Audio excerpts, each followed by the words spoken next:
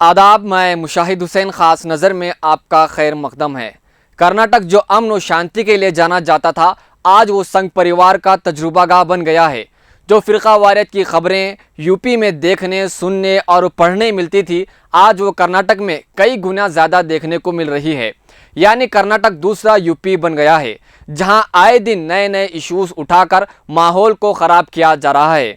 जैसे ही रमज़ान शुरू हुआ, फिर एक नया मसला उठाया गया है कि मसाजिद में जो लाउड स्पीकर पर अजान दी जाती है, इसको लेकर बजरंग दल और श्री राम सेना ने यह मांग की है कि मसाजिद से लाउड स्पीकर पर अजान देने को रोका जाए। और ये ऐलान किया गया कि अगर मसाजिद में लाउड स्पीकरों पर अजान देने पर पाबंदी फौरी तौर पर नहीं की गई तो रोजाना शाम 5 बजे मंदिरों में भजन जोरदार आवाज में चलाया जाएगा और हर रोज सुबह 5 बजे राम भजन और भगवान शिव की पूजा की जाएगी।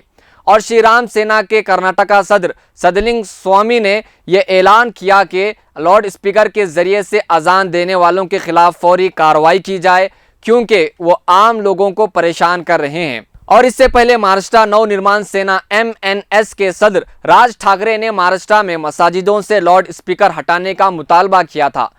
प्रार्थनेला माझा विरोध नाही, पण या मशिदींवरती लागलेले भोंगे हे खाली उतरवावेच लागतील। या सरकारला हा निर्णय घ्यावाच लागेल।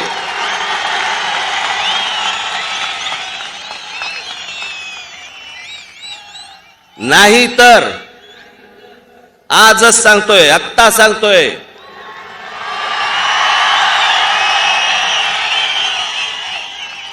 ज्या मशिदीच्या बाहेर हे भोंगे लागतील त्याच्या दुप्पट समोर स्पीकर लावायचे आणि हनुमान चालीसा लावायचा।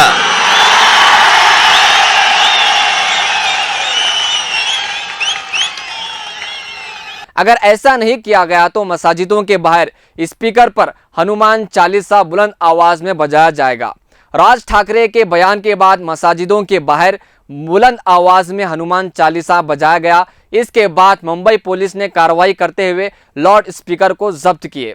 तो नाज़रीन, इन हिंदुत्व तंजीमें जो मुसलमानों के खिलाफ आए दिन नए नए मसले उठाकर दबाने की कोशिशें कर रहे हैं, जो 5 वक्ती अजान से आम हिंदू को तकलीफ नहीं है। किसी आम हिंदू ने यह नहीं कहा कि मस्जिदों से लाउड स्पीकर पर अजान देने को बंद कर दिया जाए, लेकिन सिर्फ संघ परिवार को अजान से तकलीफ हो रही है। इनको मुसलमानों के हर काम से तकलीफ ही होती है। हिजाब पहनने से, टीपू सुल्तान की तारीख पढ़ाने से, हलाल गोश्त काटने से, दरगाहों मसाजिदों से, शरीयत से, मदारिसों से और अब अजान से। यानी संघ परिवार इस देश से इस्लाम का नाम और निशान मिटाने में लगा हुआ है। लेकिन ऐसा कभी नहीं होगा, क्योंकि जब इस्लाम और शरीयत पर बात आती है तो मुसलमान इसका जवाब देना भी जानते हैं। इस ताल्लुक से मुसलमानों की तारीख भरी पड़ी हुई है। मज़ीद खबरों और तफसीरों के लिए देखते रहें मिल्ली डाइजेस्ट।